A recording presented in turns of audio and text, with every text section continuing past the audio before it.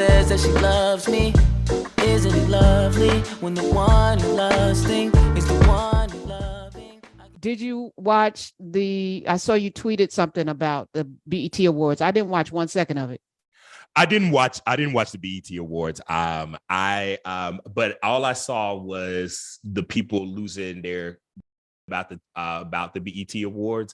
And so I was like, you know what? I don't want to watch because I don't want to get involved at this point. I'm gonna watch it later. But are you? Why? I'm gonna watch the Tina Turner tribute. I want to see what people are talking about with Patti LaBelle not knowing the words. I feel like that there's certain aspects of it that I need LaBelle to never knows. You've been to a concert, but that's not unique. There are a lot of artists that don't know the words to their songs. They got so many songs. When they start putting the mic out, you sing. That's because they probably forgot some of the lyrics. It's okay. Like you got a library.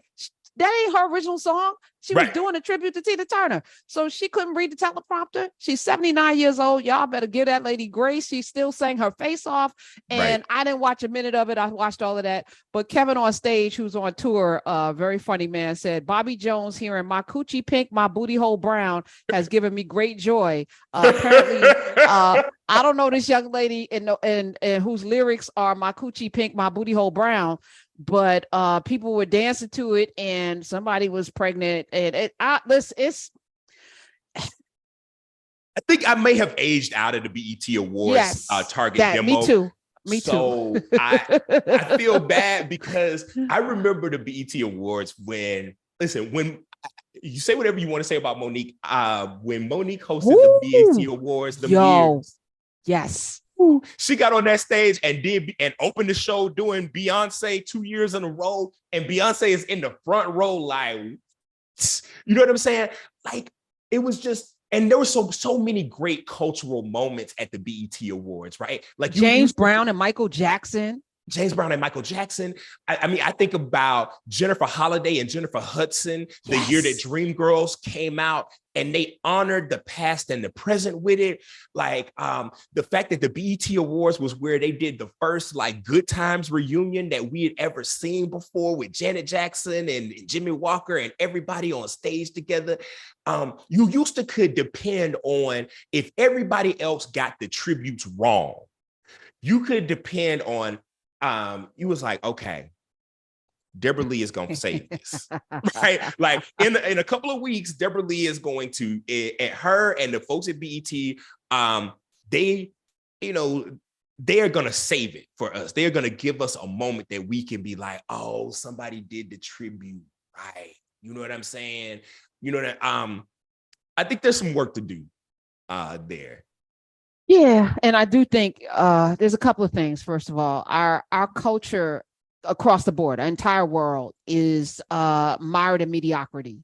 Yeah. So our standards for what we expect out of ourselves and one another have lowered to the point where we pretty much accept anything. Yeah. I am old enough and young enough to remember to be in a generation where I remember Motown 25. And I also, I mean, those kind of moments I can't see ever happening again because there's not enough institutional knowledge at the top of these places to be able to say Patti LaBelle, while she's great, may not be the best to pay tribute to Tina Turner because they had some friction. Yeah. At some point. So let's do maybe let's get Tiana Taylor. Let's maybe get who was, that was one of the greatest moments that I saw from the clips was her mom accepting for her best directing of a video and then put her on like FaceTime to accept her award. It was so heartwarming. So those are kind of moments that, we can lean into, but I would have gotten, some Sierra, somebody that can move, but also pay tribute to all that. And maybe have Angela Bassett come out and give it like there has to be some understanding of how you pay tribute to somebody. Like just getting a great singer to come out and blow does not, and that's not even in Patty's lane. Yeah. She's not a rock singer. Jesus, you know what I mean? Why? I was just at an event in New York. Emil Wilbekin, formerly of Vibe magazine, formerly of Essence. He worked at Essence for a long time. He has an organization called Native Son that pays tribute to to the Black gay male community. And he, at the Native Son Awards, two of my really good friends received an award, and so we flew up for the award ceremony so we could love them and show up for them as a community. And Adrienne Warren happened to be sitting at the table with us, and Adrienne Warren won the Tony for playing Tina Turner. She originated the role. She was handpicked by Tina Turner to originate the role on Broadway, but she did it in London for 3 years before it went to Broadway. I saw the show in London probably twice, and I saw the show on Broadway about 3 times. And I was there the night that Tina Turner saw it on Broadway for the first time. She was in the audience that night. And you have the woman who won a Tony for playing Tina Turner, who's out here, right?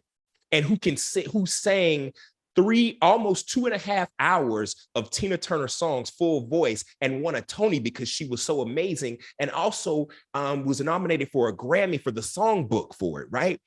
And you have a woman in Angela Bassett who was Academy Award nominated for playing the role, and is one of the reasons why so many people who are younger even know who Tina Turner is. Right. But you gotta have people who are in the culture who know the history, right? You can't just be in the culture. That's not enough. And see, that's where I go back to the representation has to be recognizable, is that we are not a surface level culture and community. We deep. You got to have some depth to how you approach us, right? So you can't just be in the culture and think that that's good enough. You can't just go out and hire Black people. Oh, this person is young and they're popping on Twitter, right? Or they're popping on the gram. You got to also have people who are in the culture but know the history, right? Who can see beyond New York and LA, right? So that you are looking at diaspora, right? Like you could have been. If you don't know that, you're not seeing all of those things, how can you bring us to do our culture justice? Right. But that's how you know a place has no leadership, no real leadership. So I said that too. Yeah, y'all can at me at Karen Hunter on Twitter. Yeah, I'm here for it. But come with your receipts. Don't come with your feelings.